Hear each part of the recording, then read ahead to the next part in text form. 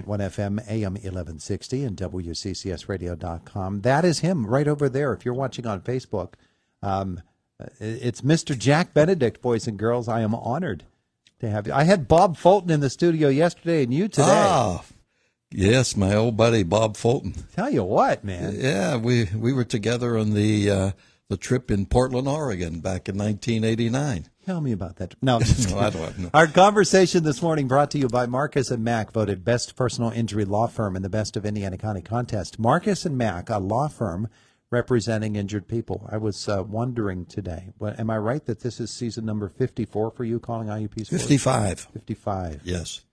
Gracious. All those many years covering IUP football. And how many head coaches has that been?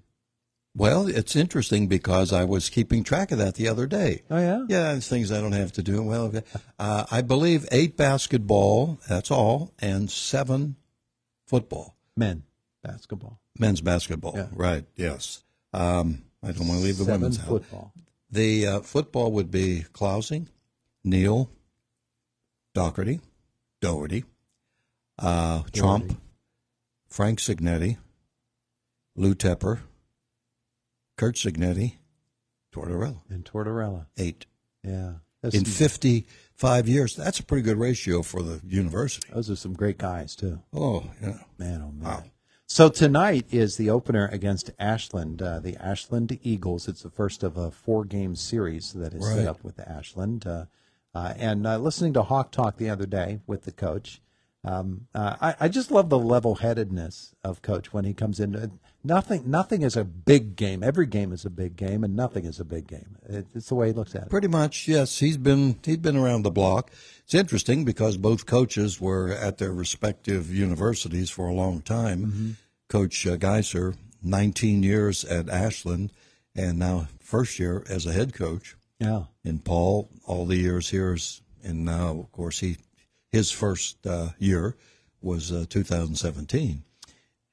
Everybody looks great on the practice field in training camp. Well, most teams. IUP always looks great on the practice field wearing shorts and helmets. And then when they suit up, things are looking good too. Either the defense is great or the offense is great.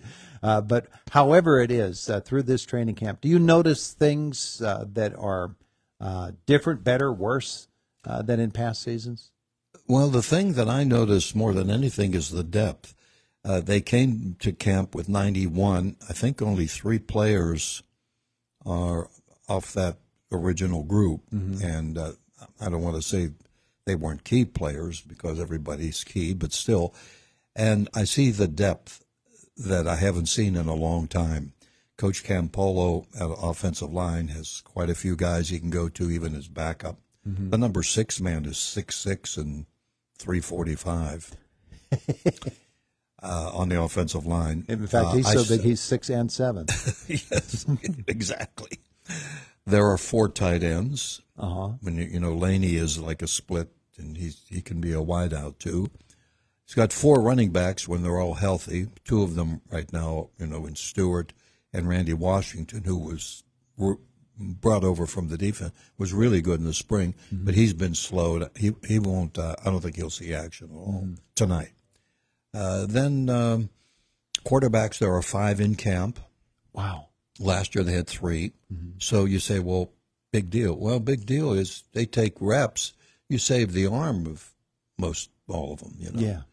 And let's stop there for a second and talk about the new quarterback for IUP. He's got some credentials. He's a good ball player. He does have credentials. Karst Hunter, 6'4", about 215, and he has mobility. Right now, I'm not sure what to think. I've seen good and I've seen bad, but he came in the summer, worked out with some of their guys on their own. I've talked with him a couple of times. I like his approach. He doesn't have the arm that Max Sexton did, but not many did. He had a really top-notch. He's playing in Poland now. And but Hunter has people around him. I think if he just does his job and we don't look at all the credentials of highly touted and all that stuff, he'll be okay. He can pull the ball down and go too, can he? Yeah. Oh yes, he had a 56-yard run in the second scrimmage, and Coach mentioned on Hawk Talk the other day that he said we set that up basically to see what the defense would do. I said okay, but he can accelerate. I mean he can run, and. Defensively, the question mark was the two interior guys who are not as big, but the defense will be quicker. And Tyrone Fowler Jr., who missed almost all the season last year, defensive end, is he's a force with a pass rush. And football fans might remember a kid named Logan Danielson. He was the Bill Fralick winner coming out of WPIL in 2019. He'll start at defensive tackle.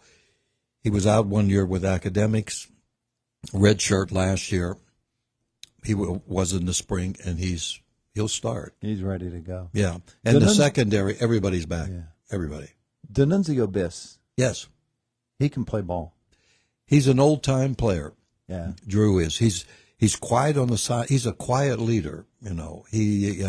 He's not a raw type guy, that sort of thing. But he'll reminds me of some of the guys we had a linebacker back in the 90s, like the Cottrells, Kevin McMullen, people like that. Yeah. So the kicking, everybody, as Coach mentioned on Hawk Talk, last year he didn't know who the long snapper was, the holder, the kickers. Everybody's back. In fact, how many Division II teams have two long snappers? Yeah. That's a good point. That's kind of a summation. Yeah. That's a nice little thumbnail of the IUP Crimson Hawks. And of course, across the line of scrimmage from them will be a pretty good ball team in Ashland. They've got some great ball players too. It's interesting because this is probably the biggest offensive line that Coach Camp has had here at IUP, and so I put their heights and basically their weights over here. The starting five for Ashland. The difference is 5 pounds. Yeah, everybody's big. Yeah, now, but they run the ball. They have a running back that's pretty good. He had over 1,100 yards. He's not big, but he's good. The quarterback, talking about big, he is 6'5", 260. Ooh, he played a little bit last year. He was a backup. He's also their punter. So now, you're expecting, okay, can he run or not? I don't know. I don't think he can run like Karst can. At But 260, we'll see. But he might run over it's a people. great program. It's solid. Yeah, a guy like that might run over people rather than around. Yeah, they have a great indoor facility that they put up in Akron a couple of years ago. Yeah. I think that's one of the things that sort of we don't really have a feel for in the general public.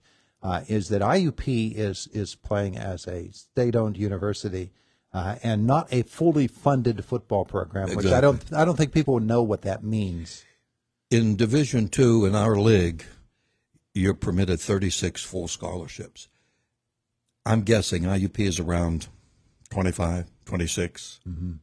I don't think it's 30. I don't know. But most of them are like that other than your privates of Mercyhurst, Gannon, and Seton Hill. Yeah, and generally when you have scholarship football players, the scholarships aren't paid for by the school itself.